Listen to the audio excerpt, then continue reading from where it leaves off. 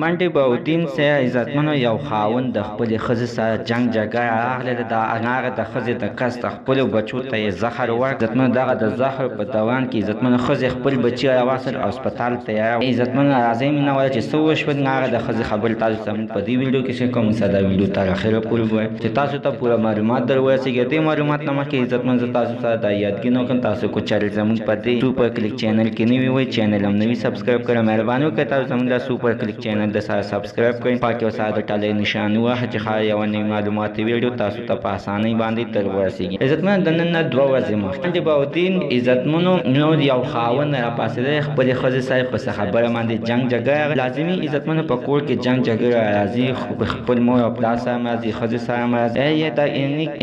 یعنې چې دا موږ او تاسو برداشت کړو، دا نه چې موږ خپلو بچو ته زور ورکړو چې څنګه عزتمنو دغه ظالم خپلو زهر راغستې خپلو بچو ته یې د ښځې د کس ته ورکړي، ورته ویل چې تا هم وژنم او دی بچو نه هم ځان خلاصوم. خو مینهوال چې زهر یې ورکړي دی په ښځې باندې څنګه راباندې کړي، نو ښځې سمدستي خپل بچي راغستې دي او هسپتال ته یې راوړي دي. چې هسپتال ته یې راوړي دي خو عزتمنو بچ نه شول. هغه بچي د ده مړه شول چې اوس هغه شانته عزتمنو په دغه کې پراته دي سړک د پاسه.